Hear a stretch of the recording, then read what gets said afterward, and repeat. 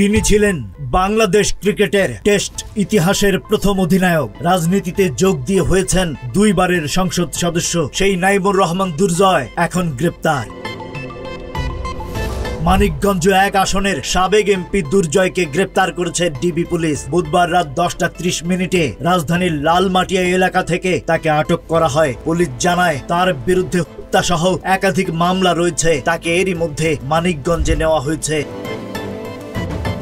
দুর্নীতি দমন কমিশন দুদকের মামলার ভিত্তিতে গত বছরই তাকে ও তার স্ত্রীকে বিদেশ যাত্রায় নিষেধাজ্ঞা দিয়েছিল আদালত। অভিযোগ আছে সরকারি অর্থ আত্মসাৎ, ক্ষমতার অপব্যবহার করে নিয়োগ বাণিজ্য, জ্ঞাত আয় বহির্ভূত সম্পদ অর্জন সবই এখন তদন্তের আওতায়। 2014 সালে নৌকা প্রতীকে জয়ী হয়ে সংসদে প্রবেশ, পরের মেয়াদেও ছিলেন এমপি, কিন্তু 2024 সালের নির্বাচনে মনোনয়ন থেকে বাদ পড়েন দুর্জয়।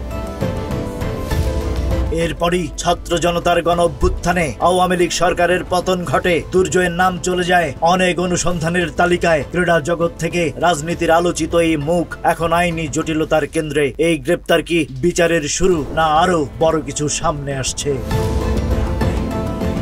Rajib Raihan, news flash 71।